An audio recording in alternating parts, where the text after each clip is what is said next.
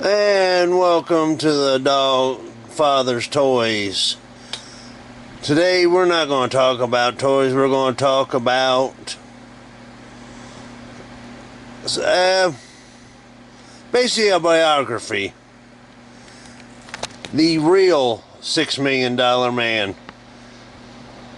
And when you think the Bionic Man, you think of the man that you're seeing. Lee Majors as the $6 Million Man. But there's a story behind the TV show that a lot of people may not know.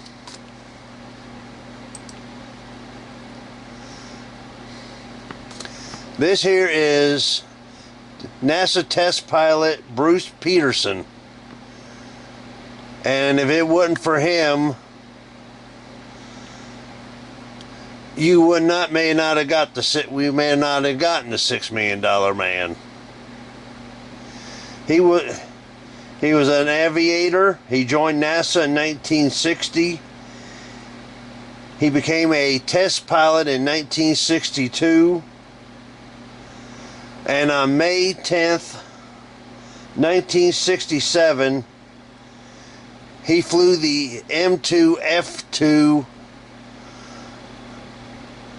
Well, they call it a glider. And if you don't know what the M2F2 glider is, it's the ship that Colonel Steve Austin flew on when he crashed. And for as a kid when I watched, I thought maybe it was a model, because you see it every week, it crash and no.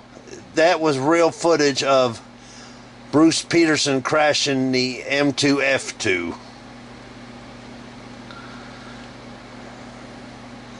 Like I said, it took place on May 10th of 1969. On that fateful day, he was launched, just like in the TV series, from a larger airplane flew, but a helicopter got too close to him, and he had to make an adjustment which caused him to lose control. So when he hit and this happened at Edwards Air Force Base, and when he hit, his landing gear did not have time to fully engage. He was going 250 miles an hour. The M2F2 rolled 6 times at 250 miles an hour.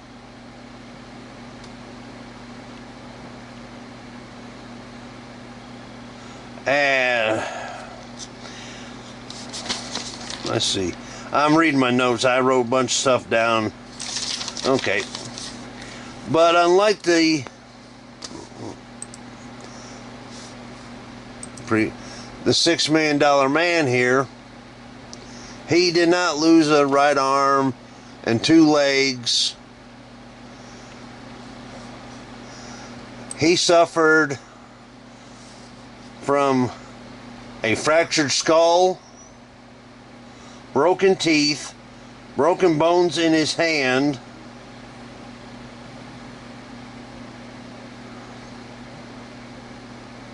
loss of skin on his forehead, but he did lose an eye, but not in the crash.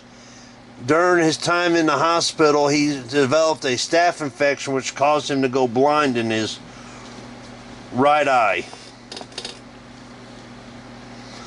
So he did not become bionic.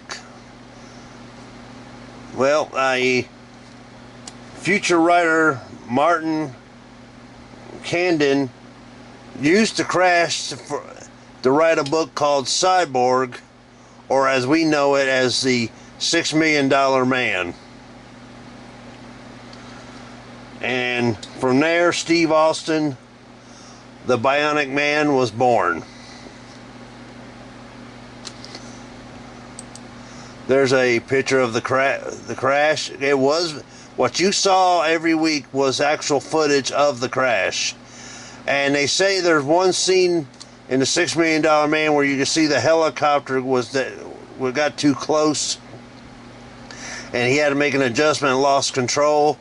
I've never noticed it until so next time I watch $6 Million Man, I'm gonna have to pay a little closer attention. This is what the M2 F2 looked like afterwards, laying on the Edward Air Force Base dry lake bed.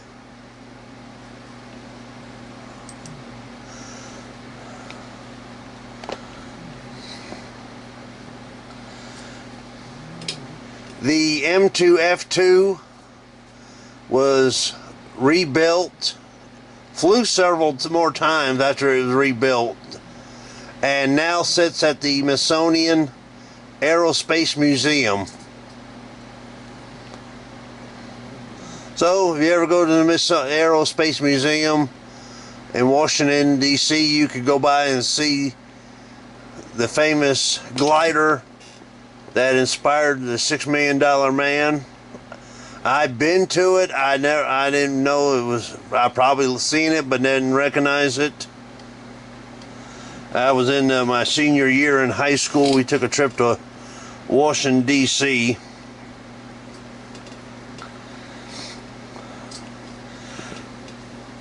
For 5 seasons, Bruce Peterson had to watch his crash every week on the $6 Million Man.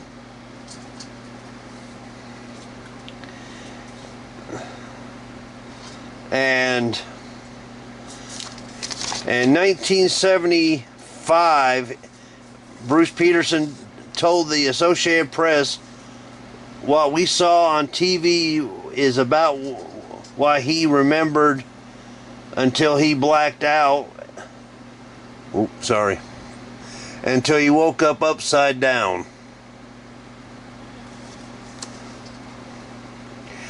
And even with one eye and that crash, he resumed being a test pilot. And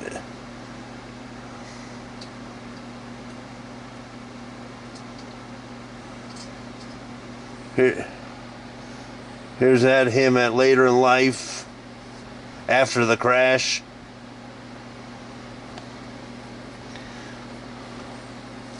I hate this computer sometimes, but so this is what this man right here inspired Colonel Steve Austin to be born.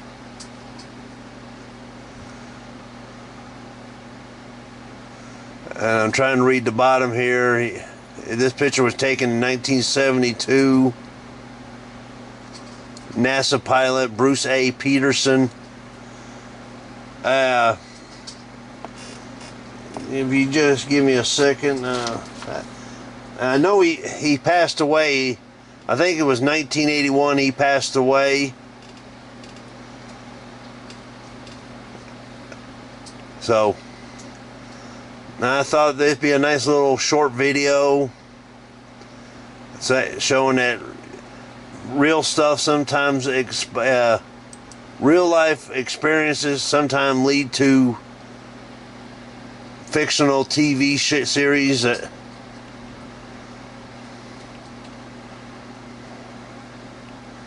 so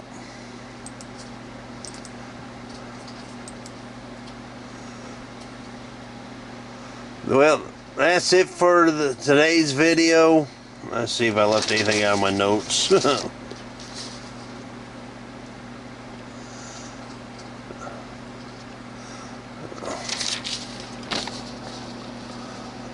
I hate that mouse. If it gets too close to something, it pops up the news feed. Well, that's it for tonight. Like I said, if you like what you saw, give me a thumbs up on YouTube. If you're not a subscriber, please hit the subscribe button. Leave a comment. Let me know what you thought about it. And until the next one, I'll be seeing you. Bye-bye.